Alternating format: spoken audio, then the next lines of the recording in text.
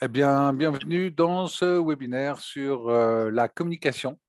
Comment communiquer de façon constructive. Donc, on va voir un peu tout ce qu'on peut aller trouver au niveau principalement de l'approche neurosensorielle et des neurosciences pour justement arriver à avoir une communication adaptative, à bien gérer l'entretien. Et j'aime bien dire que quand on a vraiment les clés de la communication, eh bien, en fait, c'est comme si on avait 100% de la communication sous les mains. On pourrait dire qu'une relation, c'est deux personnes, c'est-à-dire il y a des personnes qui sont impliquées, une personne, deux personnes, mais quand on sait manier l'art de la communication, eh bien, en fait, on arrive vraiment à obtenir des résultats étonnants. Et justement, dans le but d'aller dans le consensus gagnant-gagnant, c'est important, de mon point de vue, que voilà, cette communication, c'est pour aller dans une forme de consensus gagnant-gagnant. Donc, qu'est-ce qu'on va voir aujourd'hui? On va voir donc, je vais me représenter sommairement. Après, on va parler, bon, revenir un petit rappel sur l'automatique, l'adaptatif, si des personnes n'ont pas vu les webinaires précédents. Après, on va voir l'adaptabilité, mais le processus réel, donc c'est toujours le petit rappel. Mais ensuite, on va vraiment rentrer dans, c'est quoi la posture adaptative préfrontale? Là, je vais essayer de vous donner des mots pour comprendre bien ce que c'est que cette posture adaptative. Et du coup, c'est quelque part le prérequis pour rentrer dans ce que vous allez voir après, le tunnel de communication, c'est-à-dire les différentes étapes pour arriver à gérer cette relation à partir du début jusqu'au consensus. Et donc, on verra à travers ça comment on va gérer la mauvaise foi, les personnalités difficiles, comment on va arriver au consensus, et puis d'autres choses aussi qui sont vues dans la formation, c'est comment on peut aussi s'affirmer et fédérer. Et on aura des petits temps de questions-réponses aussi au milieu. Donc, au sein de Neurosciences Institute, on s'attache surtout à faire des recherches sur l'adaptabilité. L'Institut a été fondé par moi-même et Sami Khalel. En fait, on s'est rencontrés il y a 10 ans. J'étais sorti de l'école des neurosciences du docteur Fradin. J'avais traduit Transurfing, il est venu à un atelier, on a commencé à travailler ensemble. Je lui ai dit, tiens, tu as plein d'idées, tu veux pas qu'on bosse ensemble? Et du coup, on en est arrivé à tout ce dont je vais vous parler et tout ce qui concerne donc l'adaptabilité, le profil réel, etc., etc. Donc, allez, je repars dans le partage. Donc, petit rappel, hein, adaptatif, c'est quoi? Les neurosciences nous disent carrément, on a un centre, on a plusieurs centres de décision dans le cerveau, et il y en a un qui est vraiment le centre adaptatif qui permet d'apporter des nouvelles solutions, qui va être le siège de l'intuition, de la créativité, de la sérénité aussi. À côté de ça, en dessous, on a un cerveau automatique qui, lui, est parfait, enfin, qui va reproduire parfaitement ce qu'il a appris. C'est le parfait centre d'apprentissage, sauf qu'il ne va pouvoir gérer que ce qui est connu, parce que ce qu'il a appris, donc il le connaît, mais ce qui est inconnu, il doit passer la main au cerveau adaptatif. Et puis, pour ce qui est l'instinctif, on va voir que lui, il a une fonction, c'est qu'il est là pour assurer notre survie individuelle. Donc, il peut activer l'action pour se mettre, pour garantir la survie. Et puis aussi les trois stratégies de survie, fuite, lutte et inhibition. On avait vu dans le webinaire sur le stress que c'est aussi les trois formes de stress. On va en reparler forcément. On va partir de cet assemblage des cerveaux et on va même aller un peu plus loin. Je vous explique ça tout à l'heure. Donc, on verra, on va aller un peu plus loin sur cette connaissance du cerveau, parce que là, effectivement, on avait vu qu'on avait cette automatique, hein, on avait vu que qu'est-ce qui générait le stress, c'est que tout d'un coup, l'automatique ne veut en faire qu'à sa tête et il refuse de passer la main à l'adaptatif. Du coup, l'adaptatif, pour nous prévenir, envoie un signal au reptilien et du coup, le reptilien va déclencher le stress à travers ces trois stratégies de survie, avec aussi les trois formes de stress différentes. Et c'est important dans la communication de bien reconnaître précisément dans quel type de stress est la personne, parce qu'on va voir qu'on peut la sortir de son stress, mais qu'il faut d'abord avoir effectivement bien identifié le style de stress. Donc, on avait ce centre automatique, et bien on va aller un peu plus loin parce qu'on va aussi aller découper ce centre automatique. Et on s'aperçoit que là, alors ce que j'appelle le mental, c'est effectivement ce centre d'apprentissage qui a appris à parler. Donc, c'est toute cette pensée, c'est tous ces mots, c'est tout cet ego, tout ces il faut, je dois, etc. Et en dessous, on a le centre qui va se gérer plutôt le positionnement grégaire, c'est-à-dire le paléolymbique, selon Jacques Fradin, qui lui va gérer la survie du groupe. Et donc, pour que le groupe survive, eh bien, il faut qu'il y ait un dominant, il faut qu'il y ait un soumis. Et c'est intéressant de se poser la question par rapport à la communication qu'on veut faire, etc., dans quel état on est. Est-ce qu'on est totalement dans une intention d'aller amener justement la personne vers ce consensus gagnant-gagnant, ou est-ce qu'on est plutôt dans un mode résistance? Et donc, si on est dans un mode de résistance, c'est sûr que le stress est activé parce que justement, on n'est pas dans une posture adaptative. Et donc, voilà, on va voir comment ça se passe à ce niveau-là, comment on va pouvoir se préparer, j'ai envie de dire, à l'entretien, vraiment se préfrontaliser. Alors, juste pour un petit rappel, pourquoi adaptabilité? Adaptabilité, c'est deux phases. Il y a une phase où on va capter de l'information, hein, on regarde ce qui se passe, on prend de l'information, consciemment ou pas, et puis on va amener une réponse, on va réguler, on va prendre une décision, amener une réponse pour nous adapter nous-mêmes à cette information qu'on a pu capter. Et on pourrait dire on fait ça sans arrêt. On est sans arrêt en train de prendre des micro-décisions par rapport à ce qu'on a capté et du coup de réguler sans arrêt, sans arrêt. Donc c'est intéressant parce que du coup, on a deux façons de capter, comme je vous le disais, soit je suis dans la défensive, donc là, on pourrait dire que dans l'entretien, j'ai déjà plein de préjugés sur la personne et tout, je me méfie, etc. Donc, j'ai des chances de capter une information qui ne sera pas forcément top, parce qu'elle ne sera pas résitée par tous ces préjugés que je peux avoir, ou alors capter d'une façon constructive, vraiment avec cette fameuse posture préfrontale que je vais plus vous détailler. On est vraiment dans, tiens, ben voilà, je prends toute l'information pour en avoir une lecture la plus objective possible et de manière à ensuite pouvoir réguler de la meilleure façon, parce qu'effectivement, les deux axes pour développer cette adaptabilité, c'est d'améliorer notre façon de capter et améliorer notre capacité à réguler.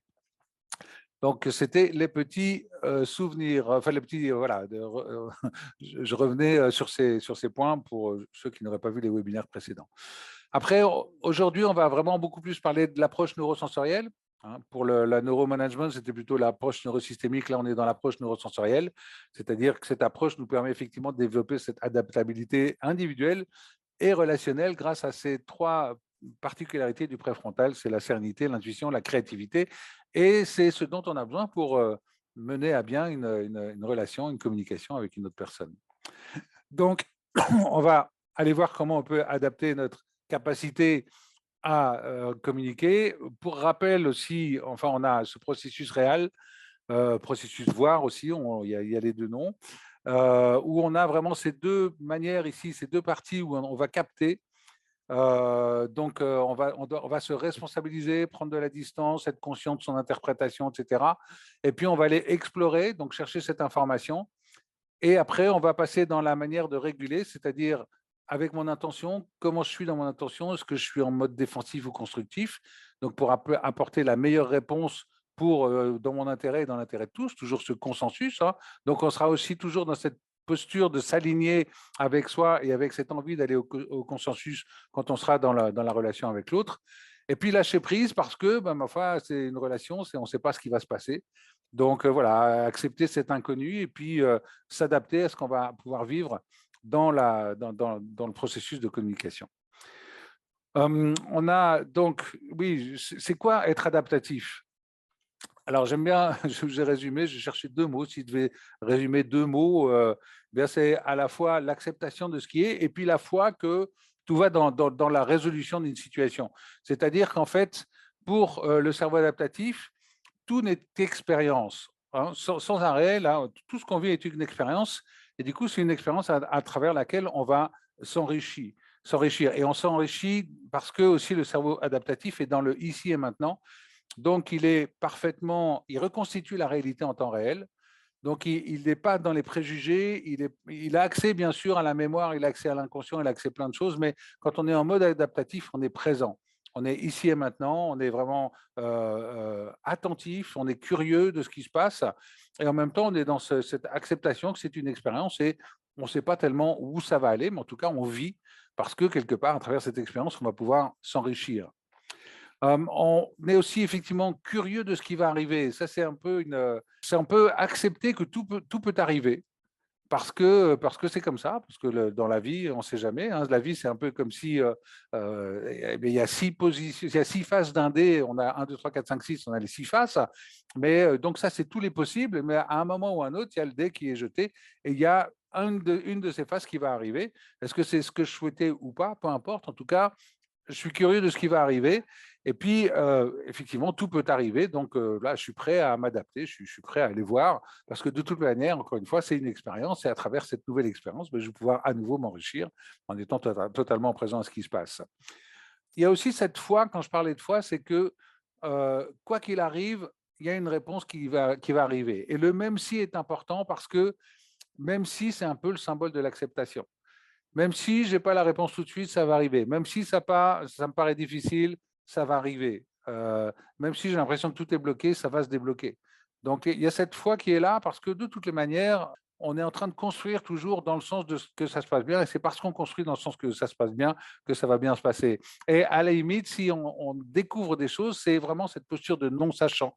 C'est-à-dire, je découvre quelque chose, donc je suis quelque part dans j'aime bien cette expression. J'ai une personne avec qui j'avais suivi un enseignement qui disait laissez-vous remplir comme une cruche. Alors, c'est peut-être pas très sympa, mais en fait, on est dans cette posture de non-sachant où on a tout à découvrir, encore une fois. On va activer cette exploration. Et du coup, ben voilà, je n'ai pas la réponse, mais en même temps, je vis, donc je ne sais pas comment ça va se passer, mais de toute manière, j'apprends et donc j'ai tout à apprendre. Et puis, il y a aussi cette notion de quoi qu'il arrive, j'avance.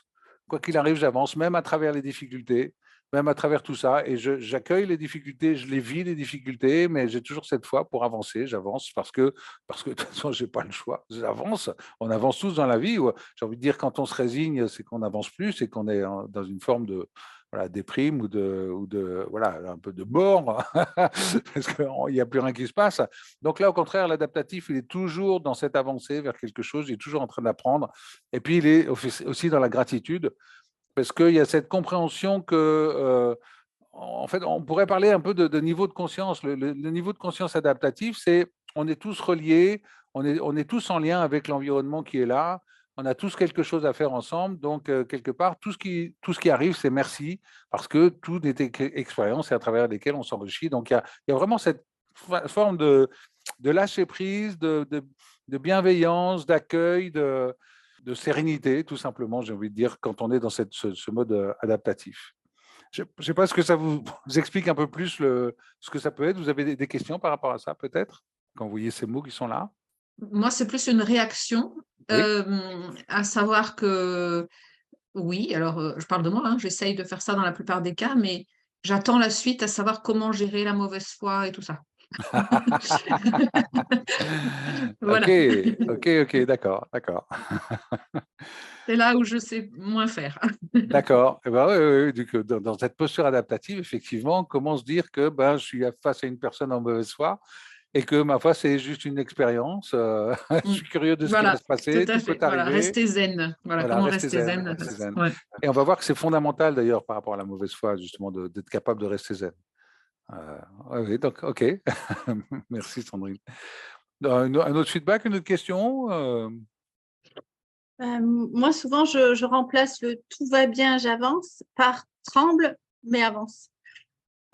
Tremble mais avance. Ok. Ouais. C'est un peu plus négatif que tout va bien, mais ok, j'accepte de pouvoir trembler, d'avoir peur, mais tremble, mais avance quand même, quoi. Oui, c'est important. C'est aussi du cerveau adaptatif. C'est pas forcément négatif parce que le cerveau adaptatif vit aussi ce qu'on va vivre au niveau émotion. C'est aussi une expérience. Donc j'ai peur, je tremble, mais je m'observe en train de trembler, je m'observe en train d'avoir peur. Je regarde cet impact que ça a sur moi, ce que ça vient dire. Et donc effectivement, on tremble. J'accepte de trembler et en même temps j'avance. C'est ok, ça marche. Il y a cet accueil de tout ce qui se passe, peu importe ce qui se passe, c'est OK. Même si j'ai une expérience douloureuse, même si j'ai beaucoup de chagrin, même, etc., c'est OK. Parce que quelque part, voilà, ça vient dire quelque chose, ça m'apprend des choses. Donc tout est OK dans ce mode adaptatif. Et j'ai envie de dire, heureusement qu'on a les autres centres de décision, parce que ces centres de décision, ils sont quand même là pour notre survie individuelle. Donc, si on avait pas un instinctif qui nous protège du danger des prédateurs, etc., qui nous fait réagir rapidement, si on n'avait pas un paléolimbique, ce positionnement grégaire qui permet de nous positionner dans un groupe, si on n'avait pas ce mental, cette automatique mentale qui nous permet d'appliquer tout ce qu'on a appris pour justement pouvoir avancer et tout de suite survivre, eh bien, si on avait juste l'adaptatif, on serait déjà mort. Parce que l'adaptatif accepte toutes les expériences, y compris celle de la mort, dans l'absolu. Mais d'abord, il aura fait tout ce qu'il faut pour ne pas y aller. Et toujours dans la sérénité. C'est un peu paradoxal, mais c'est vraiment ça, ce mode adaptatif. Alors, on continue.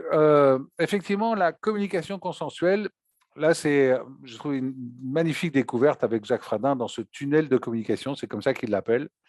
C'est-à-dire qu'en fait, c'est les différentes étapes qu'il va falloir appliquer pour arriver au consensus. Donc, au départ, à gauche, on a moi, et puis en haut, on a l'autre.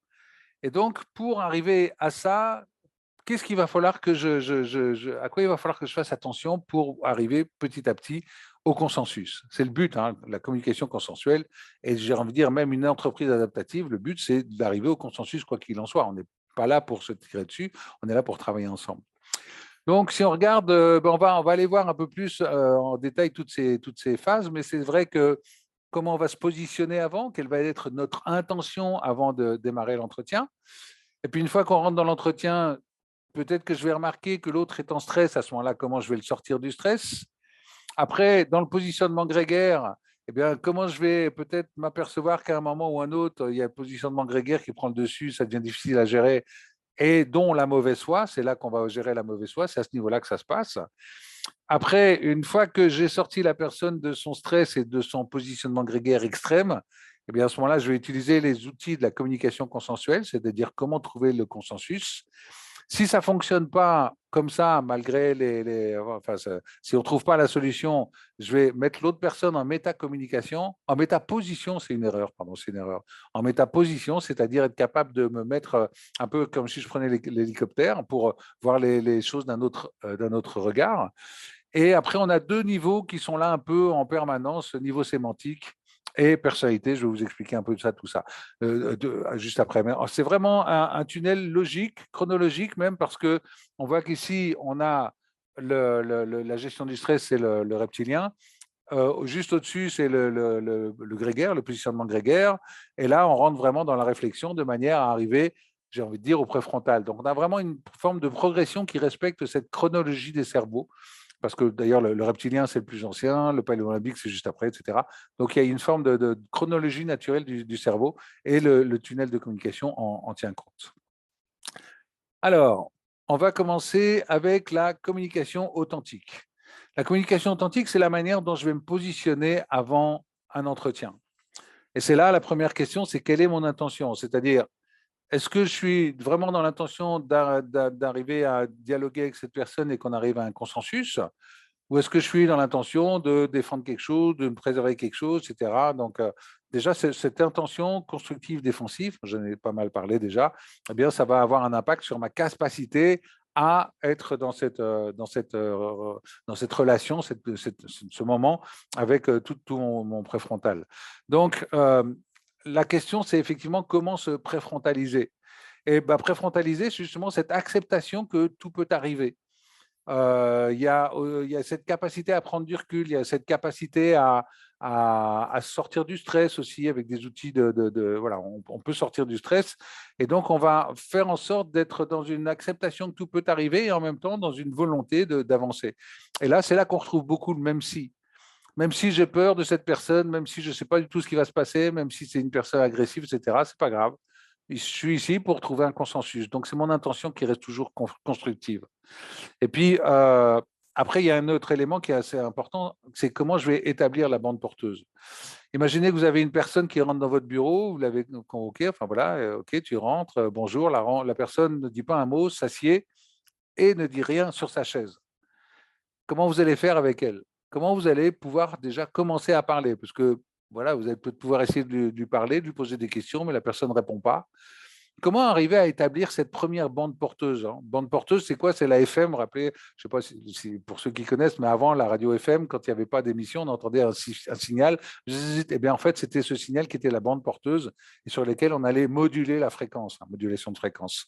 Eh bien, en fait, c'est justement comment on va pouvoir établir ce signal entre moi et l'autre personne de manière à pouvoir ensuite commencer à parler, à échanger. Et là, il y a des techniques aussi, il y a des techniques parce que la personne, peut-être qu'elle ne parle pas parce qu'elle m'en veut, peut-être qu'elle ne parle pas parce qu'elle n'est pas contente de l'entreprise, peut-être qu'elle ne parle pas parce qu'elle a eu un problème familial la veille et qu'elle est encore totalement sous le choc, on ne sait pas. Mais comment établir cette bande porteuse justement pour faire en sorte que la personne commence à vouloir rentrer dans la communication. Donc ça, c'est déjà la base, le socle, c'est le départ de la communication, comment moi je me prépare, quelle va être mon intention et surtout comment ensuite, face à cette personne, je vais être capable d'établir cette bande porteuse de manière à ce que la communication puisse circuler entre elle et moi. Ensuite, on va rentrer dans… alors, ça, c'est pas tellement le tunnel de communication, mais en fait, ça en fait partie. C'est vrai que la posture du manager coach, comme j'ai envie de dire, c'est la posture d'une personne qui est capable d'écouter et de questionner. Donc, c'est-à-dire que l'écoute active, c'est vraiment, si je reprends les compétences adaptatives, c'est vraiment être curieux de ce qui se passe, aller chercher des détails. Et puis, c'est aussi être conscient que je ne sais pas tout, il y a peut-être des préjugés que j'ai, mais c'est être capable d'être vraiment totalement écran blanc et puis de questionner. Et questionner, là, dans la formation qu'on propose autour de ça, on va aussi travailler sur c'est quoi la question flash, hein, la question courte et suffisamment ouverte qui va laisser toute la place pour que l'autre puisse répondre et m'apporter une information. Et parce que j'ai besoin de cette information en tant que manager, en tant que voilà, j'ai besoin de comprendre, donc j'ai besoin de. Donc comment je vais pouvoir écouter la personne, la questionner pour rebondir et pour à la fois créer le lien et en plus obtenir des informations dont j'ai besoin. Ensuite, effectivement, comment on va pouvoir explorer la réalité. Il y a des manières, il y a des tranches. Pour ceux qui connaissent les niveaux de logique de Diels. Et donc, quelles sont les questions qu'on peut poser à une personne pour justement aller creuser la réalité. Donc, ça, c'est des outils basiques, mais qui sont essentiels pour n'importe quel manager. Donc, pendant ce tunnel, on va toujours être dans cette écoute active, cette présence aussi. Il y a la curiosité, mais aussi la présence, totalement présent. Et puis, questionner, rebondir sur ce que dit la personne, sur des mots-clés, de manière à pouvoir avoir cette information, et peut-être même, dans certains cas, faire prendre conscience à la personne de certains points. Donc, je vous dis, c'est la posture du manager coach, on va dire. On est plus dans l'accompagnement que dans la posture directive, etc.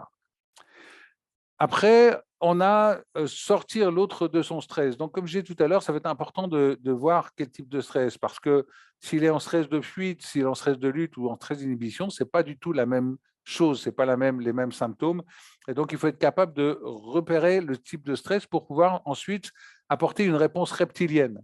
Parce que si vous vous rappelez, dans le petit schéma des cerveaux, le stress, il est généré par il est envoyé, le signal est envoyé par le préfrontal, le cerveau adaptatif, pour dire au reptilien, dis donc, déclenche-nous le stress. Et le reptilien, lui, c'est 3 formes de stress, c'est les 3 stratégies de survie. C'est-à-dire stress de fuite, hein, je bouge dans tous les sens, je ne suis pas à l'aise, j'ai les yeux qui tournent, qui cherchent la sortie, je perds mes mots, je rougis, je transpire, je ne me sens pas bien, c'est un sentiment d'anxiété. Le stress de lutte, c'est la colère, donc j'ai un besoin à satisfaire, donc je vais tout faire pour qu'il soit satisfait, puis impressionner l'autre, etc. Et le stress d'inhibition, c'est le découragement, j'en peux plus, j'ai plus d'énergie, je suis la déprime, la tristesse, etc. Donc, reconnaître le type de stress, et à partir du moment où c'est une réponse reptilienne, eh bien, du coup, on va satisfaire le reptilien quelque part. C'est-à-dire, si c'est la fuite, tu as envie de quoi? Tu as envie d'aller ailleurs, et ben on va bouger. Et je ne vais pas tout vous dire, mais en tout cas, il y a des réponses vraiment et des subtilités à appliquer pour tous les types de stress, et ça marche très bien. Ça marche très bien. C'est vraiment, on va sortir la personne de son stress d'une manière assez facile et assez fluide. Hein, je veux dire, ça marche très bien. Et puis, effectivement, ça a un effet immédiat parce qu'on s'adresse justement à l'endroit du cerveau où on doit s'adresser, c'est-à-dire on s'adresse aux reptiliens. On a même cette réponse reptilienne. Du coup, on bypass complètement la pensée, etc. Et on va permettre à la personne de sortir de son stress très, très, très rapidement.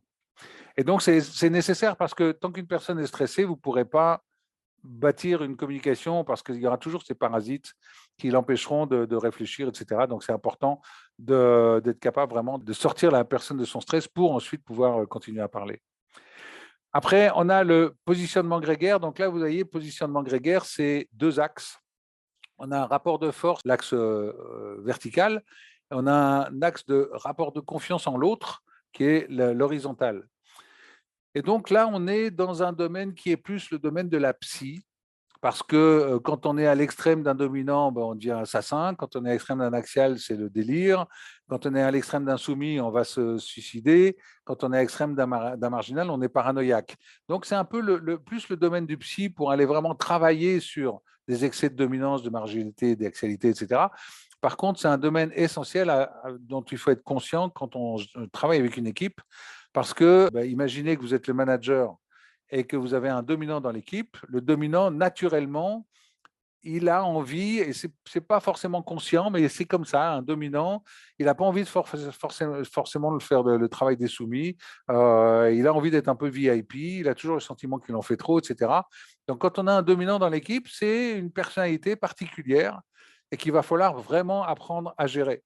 Parce que c'est inconscient, ça varie en fonction du groupe, mais effectivement, une personne qui pourrait être tout à fait OK dans un groupe, eh bien, va arriver dans un autre groupe et là, manque de peau, il y a un autre dominant, mais elle ne se sent pas OK. Donc, qu'est-ce qui va se passer? Quand on a 2 dominants dans une équipe ou dans un groupe, eh bien, il se passe ce qui se passe au côté animal, il y a un combat des chefs. Donc, comment éviter de tomber dans ce combat des chefs et comment aussi éviter d'avoir des problèmes qui vont être liés au fait que peut-être qu'on a fait perdre la face au dominant. Et peut-être que c'est justement ce qu'il ne fallait pas faire, parce que du coup, on va provoquer quelque chose qui s'appelle l'effet rebond et qui va être encore plus dominant. Donc, c'est pile poil à ce niveau-là qu'on gère la mauvaise foi. Pourquoi? Parce que les raisons de la mauvaise foi, c'est précisément ça. C'est que la personne ne veut pas perdre la face. Comme je vous disais, un dominant, il est toujours tranquille. Enfin, un dominant, vous le repérez déjà au non-verbal. Il prend sa place, il est à l'aise. Voilà, il n'y a pas de problème. Il est là, il est vraiment là. Et donc, lui, par rapport à cette dominance, il ne veut absolument pas perdre la face par rapport au reste du groupe. Et donc, si vous lui faites perdre la face, il va forcément rentrer dans la mauvaise foi.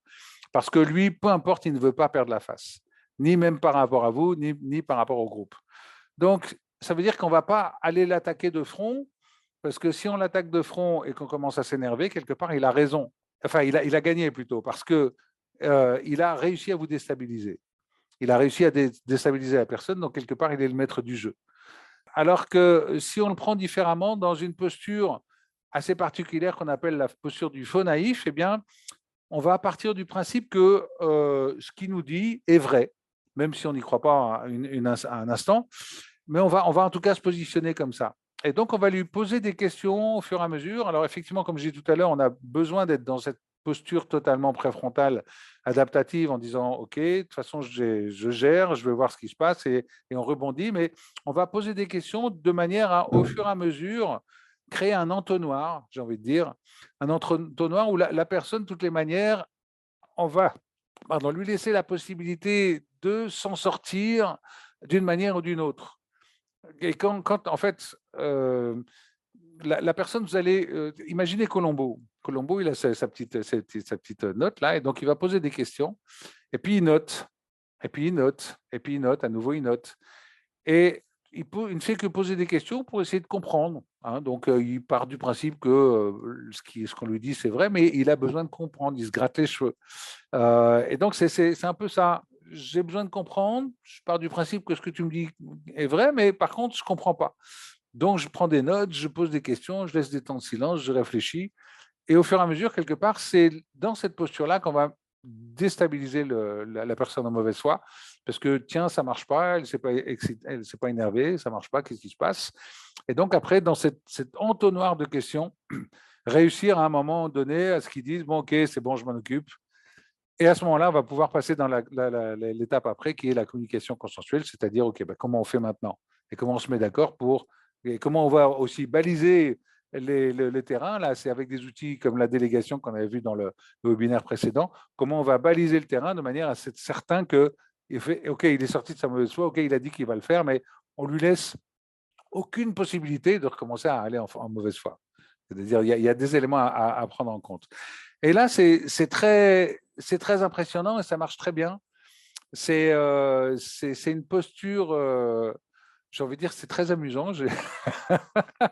Parce c'est là que je dis, on a 50% normalement de la relation, mais là, on a 100% de la relation parce qu'on comprend ce qui se passe. On n'est pas là pour enfoncer la personne. On n'est pas là pour rentrer dans le conflit. On est juste là pour l'amener à trouver ce consensus, qu'on puisse avancer ensemble dans la même direction. Et donc, par rapport à cette posture, beaucoup plus à l'écoute, beaucoup plus curieuse, eh bien, on va amener la personne petit à petit à sortir de sa mauvaise foi. Et ça fonctionne très bien. J'ai pu avoir des expériences tout à fait sympathiques, mais ça marche très, très, très bien. Donc ça, c'est la gestion de la mauvaise foi. Donc, vous avez compris maintenant, vous avez sorti de son stress, vous êtes conscient de son positionnement grégaire. Alors, juste si je devais revenir sur le positionnement grégaire, là, j'ai parlé de la mauvaise foi pour le dominant, mais imaginez un marginal, lui, il reste à l'écart du groupe. Et il n'a surtout pas envie qu'on le ramène, qu'on le rapproche trop du groupe. Donc, il peut y avoir des problèmes parce qu'il reste trop à l'écart. Il peut y avoir des problèmes avec un axial qui est trop axial parce que lui, il a tellement confiance en tout le monde qu'il va laisser passer des choses qu'il ne devrait pas dire, etc. Il peut y avoir un soumis, un problème avec un soumis parce que si vous mettez un soumis dans un poste de manager, ben, ça va peut-être être difficile pour lui d'aller donner des directives, etc. Donc, il faut être vraiment très conscient du positionnement grégaire d'une personne avant de la positionner justement dans un poste où elle va devoir peut-être donner des directives, etc. etc. Donc, c'est important d'être vraiment conscient de tout ce qui se passe à ce niveau-là. Des questions par rapport à ça ou pas? J'ai le sentiment que là, c'est vraiment dans une position managériale essentiellement, où finalement, il y a quand même un rôle spécifique. Si c'est avec un collègue ou un supérieur, le fait de poser des questions, etc., lui va peut-être dire tu me bassines avec tes questions, laisse-moi tranquille. Enfin, là, effectivement, je suis dans une position de manager ou ça pourrait être une position de parent ou ça pourrait être quoi que ce soit. Maintenant, j'ai envie de dire, si une personne est vraiment trop dans son positionnement grégaire, ça va être très difficile de la faire bouger parce que c'est un positionnement qui est stable, qui est long à bouger, long à évoluer. Et en plus de ça, une personne qui serait dans la mauvaise foi et qui serait vraiment trop positionnée dans une forme de dominance, etc., ne se remettra jamais en question. Donc, c'est là qu'on a le harcèlement, par exemple. Hein, le harcèlement, les manipulateurs sont plus souvent des marginaux ou des dominants. Le dominant qui veut imposer sa loi ou le marginal qui veut enlever sa victime et en faire son objet quelque part, hein, loin de tout. Alors que le soumis qui se laisse facilement diriger ou l'axial qui fait trop confiance, là, on a plus les rapports de victimes. Donc, pourquoi je dis ça? C'est parce que, en fait, un dominant qui est dans un excès de dominance, qui tombe en mauvaise foi, il ne se remettra jamais en question. Donc, c'est vrai que si on tombe sur un manager, alors un manager, s'il est juste légèrement dominant, que peut-être qu'on va arriver.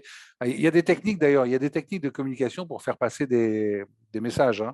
On les voit d'ailleurs dans la formation, comment on va faire un feedback négatif à une personne, mais d'une manière constructive. Donc, on peut quand même utiliser des techniques de communication pour faire admettre à la personne que bien, ça serait peut-être bien qu'on en parle et qu'on avance là-dessus. Mais à côté de ça, il y a des moments où il faut mettre la loi. Parce qu'un dominant, qu'une personne qui harcèle, que ce soit dans le privé ou dans l'entreprise, on n'a par moment pas d'autre solution que de mettre la loi. De mettre la loi, c'est-à-dire porter plainte, faire une réclamation, etc., etc. Donc, il faut voir jusqu'à quel point la personne est vraiment dans une mauvaise foi et peut-être lui faire part, écoute, voilà, avec une communication constructive, de faire un feedback en disant que voilà, je vois que tu réagis comme ça, mais j'aimerais bien qu'on puisse en parler quand même, etc. Qu'est-ce que tu en penses?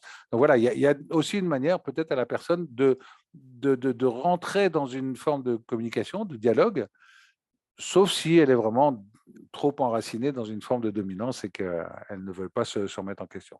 Donc c'est possible, c'est possible. Ça répond à ta question, Sandrine? Oui, oui, merci beaucoup. Et il y a du vécu derrière, notamment avec une personne, et ce que tu me dis m'éclaire. Merci beaucoup. Ah, ok, super, merci. Et Olivier, tu avais... non, tu n'avais pas voulu parler, Olivier? Non, c'est parce que je sentais pas trop la personne axiale, ce qu'il y avait derrière axial. Mais là, j'ai un peu mieux compris. Oui, Axel, c'est vraiment la personne qui fait confiance en tout le monde. Quand on voit une personne qui envoie des SMS, qui est toujours en contact, qui va toujours donner des nouvelles, etc., une personne qui est toujours contente d'être avec tout le monde, etc., c'est l'Axial. Alors, c'est très sympa. C'est un jaune. Pardon? C'est un jaune. On pourrait dire c'est un jaune. Oui, alors là, oui, on pourrait dire l'axial, ce serait le jaune, le dominant, ce serait le rouge, le soumis, ce serait le vert, et le marginal, ce serait le bleu, on pourrait dire. On pourrait, globalement, mais ce n'est pas forcément vrai. Hein. Mais non, faire des liens, ça pourrait être ça, mais ce n'est pas pour ça que voilà, un rouge peut être aussi totalement assertif, hein, comme on voit au milieu, totalement préfrontalisé, et c'est OK. Donc voilà, donc l'axial, c'est OK. L'axial, c'est je fais confiance à l'autre et ça peut m'amener dans l'excès à devenir naïf.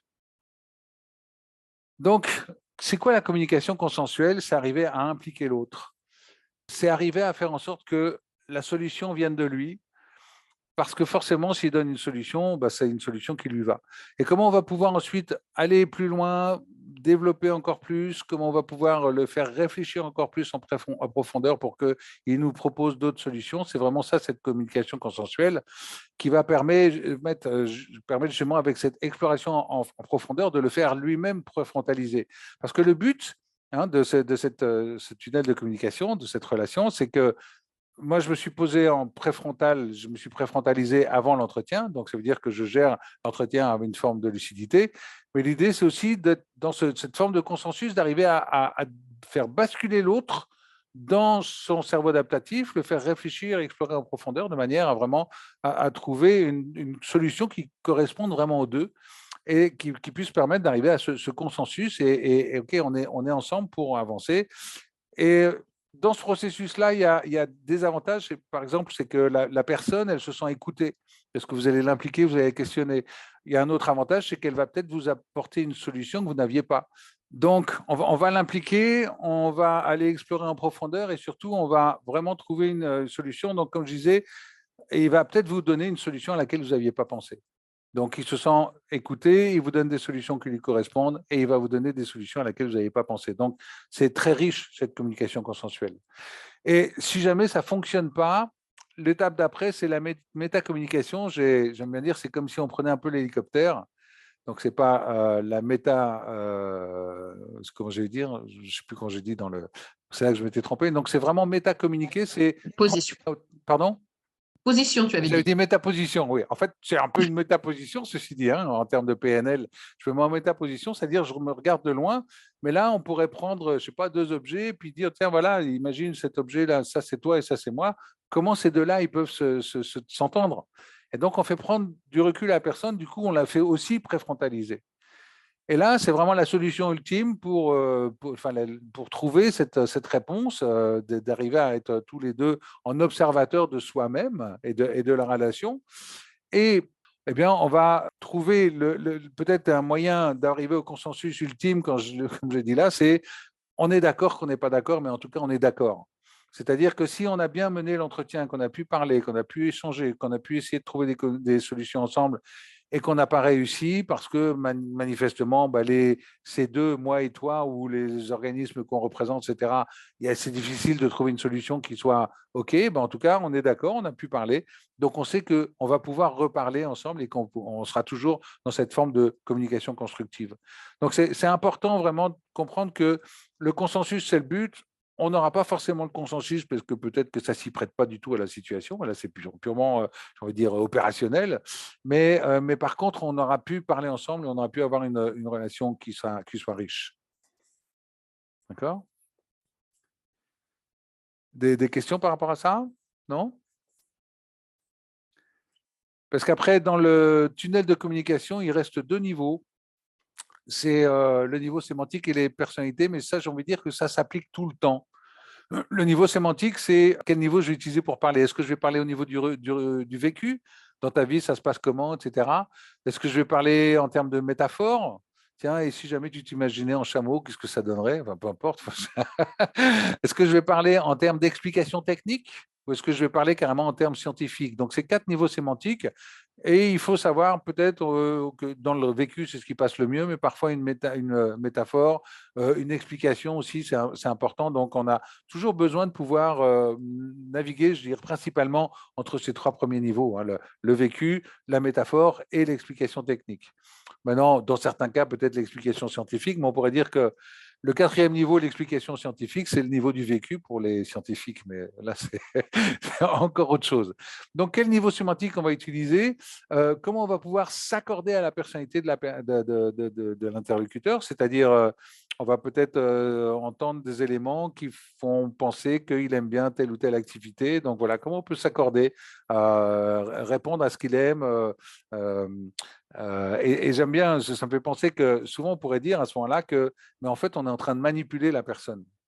Hein, d'ailleurs, c'est souvent ce que j'entends quand on parle de communication. À partir du moment où je maîtrise ma communication et je suis capable de la guider, dans quelle mesure je ne suis pas en train de manipuler la personne? Eh bien oui, on est en train de manipuler la personne, mais c'était mon prof de coaching, là-bas, Max de Coaching Ways, qui me disait, toute relation humaine est une manipulation. Manipuler, c'est quoi? C'est manipulare, c'est pousser avec la main. Donc, pousser avec la main, ben là, c'est vrai que si je pousse, je pose des questions pour te faire aller vers telle réponse, etc., oui, je suis en train de te manipuler. Sauf que c'est là que cette communication consensuelle et constructive apporte un élément essentiel, c'est cette intention. Je ne suis pas là dans l'intention de t'écraser, je suis là dans l'intention qu'on trouve un consensus. Donc, je suis vraiment dans cette relation gagnant-gagnant. Et à partir de ce moment-là, je veux en dire que la manipulation est acceptable parce que quelque part, on est aussi là pour aider la personne à avancer, à trouver des solutions qui soient OK pour l'un et pour l'autre. Donc oui, c'est de la manipulation, mais quelle est l'intention derrière? À partir du moment où c'est une intention consensus gagnant-gagnant, je ne vois pas où est le mal. Donc, par contre, c'est vrai que vous donnez ces outils à une personne mal intentionnée, elle fait des dégâts, ça c'est sûr, complètement. Donc, oui, renforcer la relation, c'est ce qu'on va essayer de faire avec ces niveaux, ces niveaux sémantiques, cette personnalité, tout au long de la communication pour vraiment créer ce lien. Hein. On est en train de renforcer la bande porteuse qu'on avait au début, qui était toute tenue. Ben, normalement, après tous ces échanges, etc., on a appris à parler ensemble, on a appris à s'écouter, etc. Eh bien là, on a vraiment une relation qui est beaucoup plus forte et qui va être vraiment durable en même temps. Alors, quoi d'autre? Oui, alors ça, c'est dans la formation. Par rapport à la communication, c'est souvent, on a le problème de managers qui n'arrivent pas à se mettre en avant, qui n'arrivent pas à interrompre ou à intervenir dans une réunion, etc., qui ont peut-être la sensation que ce qu'ils vont dire, c'est un peu une bêtise, etc. Donc, il y a plein de petits trucs et astuces qui sont intéressants de connaître. Hein, une petite phrase pour mettre le cadre avant de parler, etc. Enfin, tout un tas de petits trucs qui sont utiles et dont les managers ont vraiment besoin, surtout ceux qui ont besoin d'être capables de se rendre visibles parce qu'ils ont envie de grimper dans leur carrière, etc. Donc, c'est vrai que dans ces sociétés hiérarchiques, on a besoin de se faire voir. Donc voilà, c'est important d'avoir le truc et astuce pour se rendre visible. Après, effectivement, le pitch, hein, savoir aussi créer un pitch, c'est-à-dire comment capter l'attention dès le début en une petite phrase très courte, très synthétique. Parce que bien souvent aussi, dans la communication, il y a pas mal de personnes qui ont tendance à parler, à faire des grandes phrases et en rajouter des détails, etc. Mais ce n'est pas ce qu'on veut. On veut d'abord être intéressé dès le départ pour savoir, tiens, de quoi on va parler et en quoi ça m'intéresse, qu'est-ce que je vais en retirer. Et puis après, il y a effectivement une technique de communication qui est assez intéressante, qui nécessite une forme d'entraînement. Et en même temps, une fois qu'on est rentré dedans, on comprend et il faut juste y penser.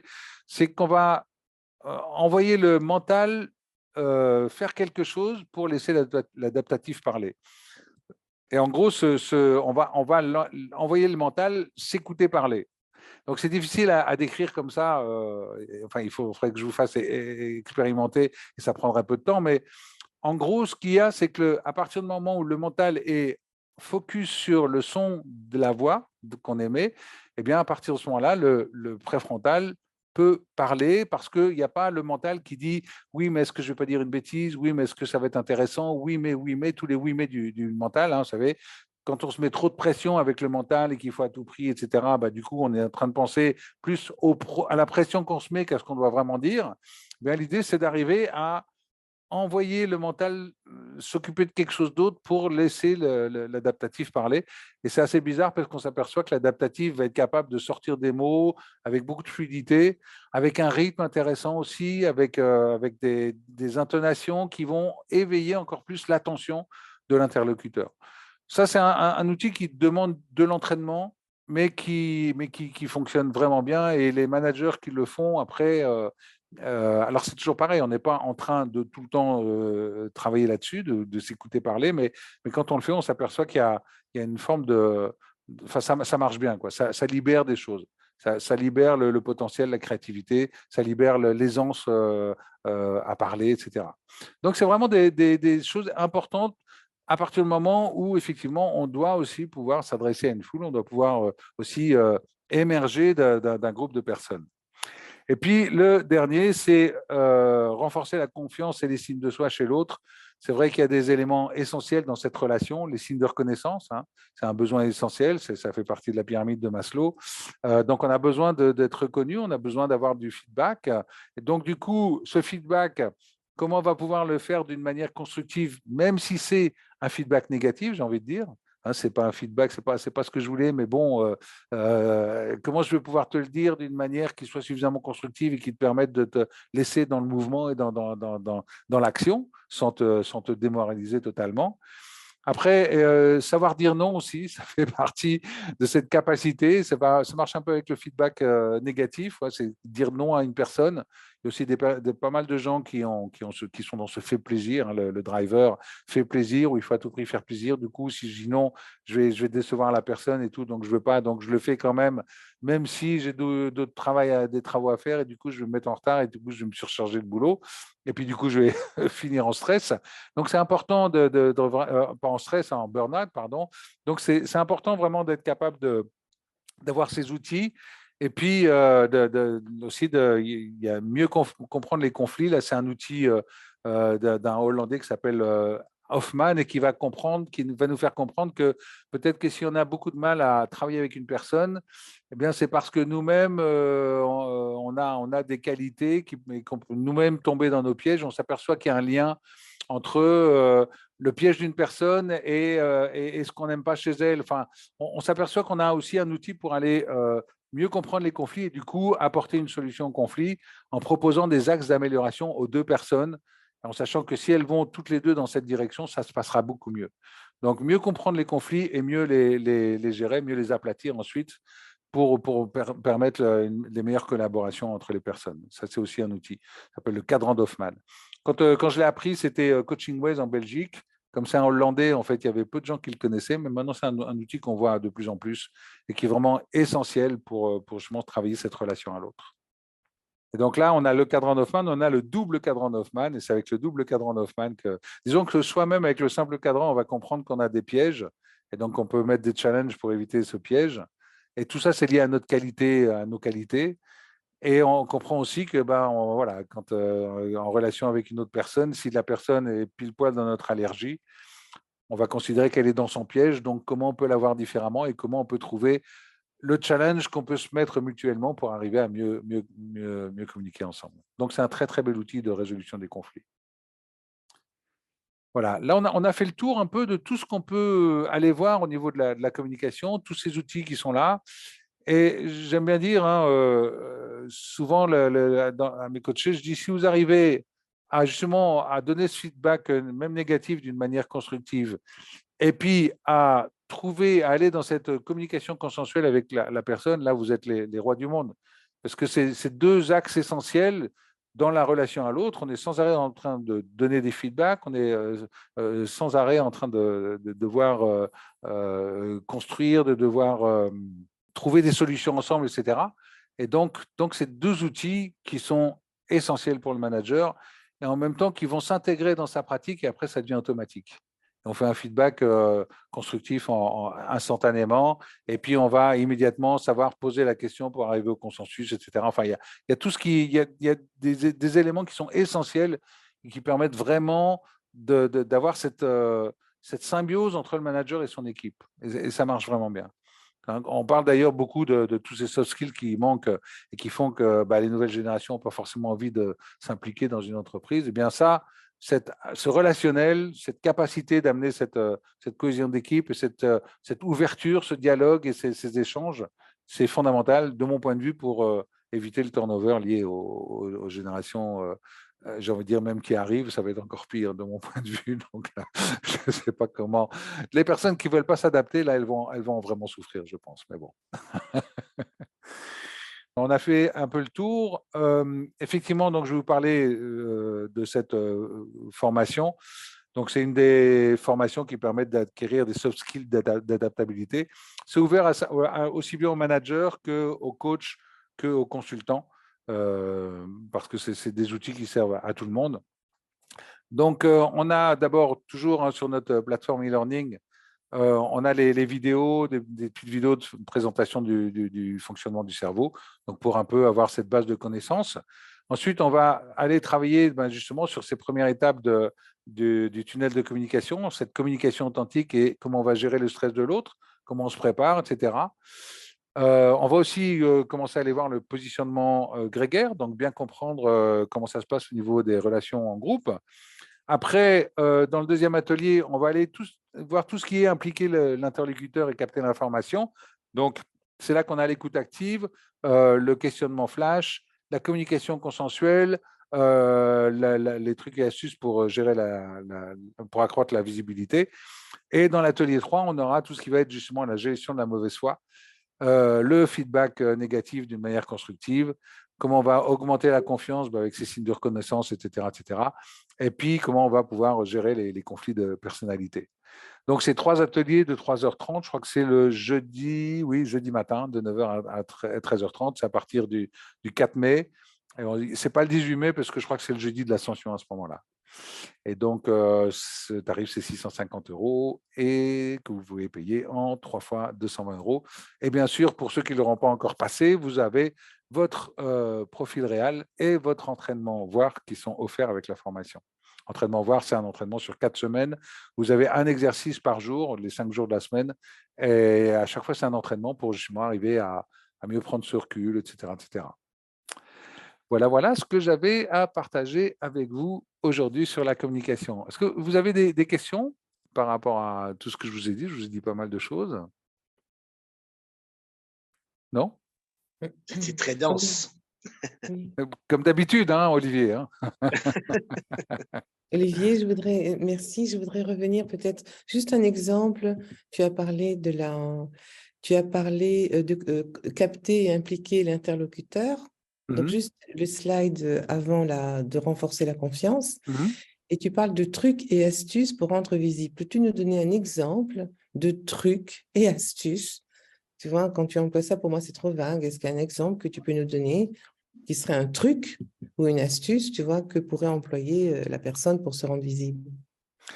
Alors, par exemple, je veux dire un truc dans une réunion, mais je ne suis pas sûr de dire que ça tombe bien, que c'est intelligent, etc. C'est la petite phrase d'introduction.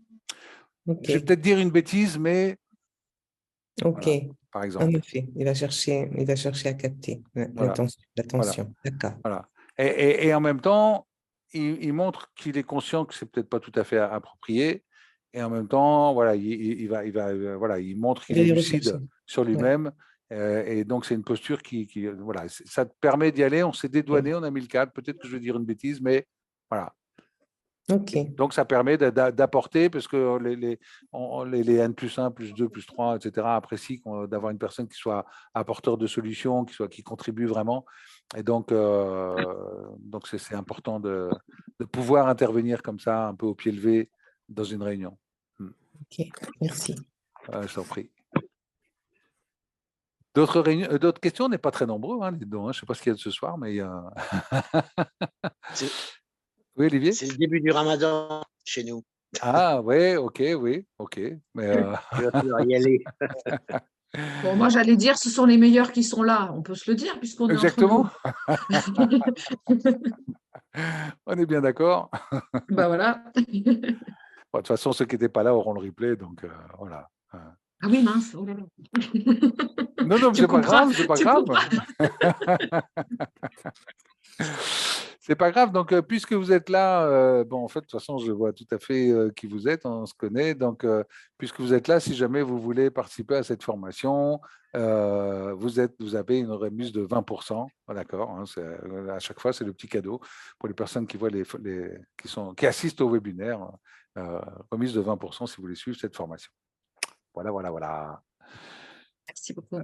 Plus de questions, des questions encore ou comment ça vous a semblé? C'est quoi vos feedbacks? Comment ça vous semble ça par rapport à ça, cette heure-là? Qu'est-ce que vous auriez envie de dire? J'y vais. En fait, moi, c'est le sujet parmi tous les sujets que tu as présentés sur lequel je suis le plus à l'aise, puisque je suis déjà habituée à animer des séminaires autour de ces thématiques. Donc, du coup, je me sens plus à l'aise que sur le précédent. Et ça apporte une vision complémentaire. Donc, je ne connaissais pas notamment les positionnements grégaires, ça je ne connaissais pas. Enfin, même si maintenant je fais du lien avec le vécu. Hein. Donc, ça donne des clés, des choses complémentaires. Et voilà, donc je trouve ça toujours extrêmement enrichissant. Hoffman, je vais regarder de près de quoi il s'agit aussi. Je ne connais pas non plus. Donc voilà, des petites astuces, des petits trucs et astuces et des petits outils qui sont toujours très précieux pour compléter et puis se renouveler aussi, puisque après, on tourne toujours un peu en rond hein, en tant que formateur ou formateur, consultant, coach. Voilà, donc merci beaucoup. Avec plaisir. Oui, le positionnement grégaire, c'est vraiment la particularité du travail de Fradin. Hein. C'est vraiment Fradin qui a mis ça à jour. Parce qu'avant, on parlait plutôt de 3 centres de décision, mais là, il a vraiment été chercher ça. Et il travaille beaucoup, lui, dans ses démarches, il est aussi dans un travail de psychiatrie, enfin de psychanalyse, etc. Et il utilise beaucoup ces outils, parce que c'est vraiment là qu'on a la personne qui est abîmée. Le positionnement grégaire, c'est dans les premières années de la vie, une personne qui va se faire battre et tout, qui va être soumise, ou au contraire, un enfant roi qu'on connaisse tout faire et qui va devenir hyper dominant. Enfin voilà, et donc, comment on va travailler ça? C'est un travail beaucoup plus long. Ce n'est pas un travail de coach. Mais par contre, nous, dans l'équipe, on est obligé de comprendre ce qui se passe. On est obligé d'avoir cette analyse et d'être capable aussi de réagir en fonction du positionnement grégaire des personnes, de placer la bonne personne au bon endroit en fonction de ce positionnement grégaire aussi. Voilà, c'est important d'en tenir compte et ça aide beaucoup. Oui, tout à fait. Merci beaucoup. Avec plaisir. On s'en tient là, c'est OK? On a fait le tour. Ça a duré quoi? Ça a duré un peu plus d'1 heure. On est parfait. C'est un peu le timing. C'est OK? Voilà. J'essaierai de refaire régulièrement des petits webinaires comme ça. Il y en a déjà un prochain, c'est la semaine prochaine. On va plus parler des protocoles neurosensoriels.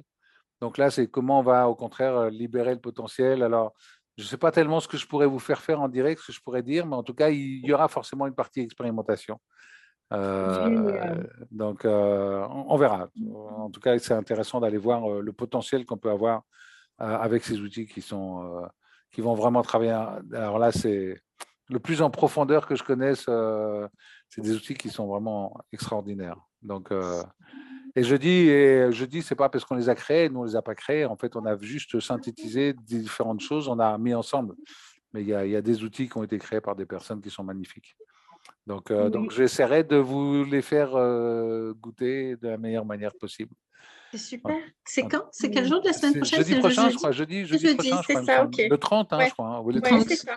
Ouais. C'est à quelle heure? La même heure? C'est la même heure, oui. 18h30. Oui, 18h30, ça dure 1 heure. Et tu parleras de celui qui est des 4, que je suis en train d'expérimenter. C'est génial, des 4 semaines. C'est super. Ah, l'entraînement. Oui, l'entraînement. OK. Oui, oui. Okay. C'est ça que j'adore. Oui. Je recommande vivement celui-là à tout le monde, pour soi-même et pour les clients. Ça marche. OK, nickel. Merci beaucoup, encore Avec une fois. grand plaisir, plein de belles choses. Bonne soirée. Merci, puis, bonne soirée à bientôt. tous. Bye À bye. jeudi prochain. À jeudi prochain. Merci. Au revoir. Au revoir, bonne soirée. À jeudi prochain. À jeudi.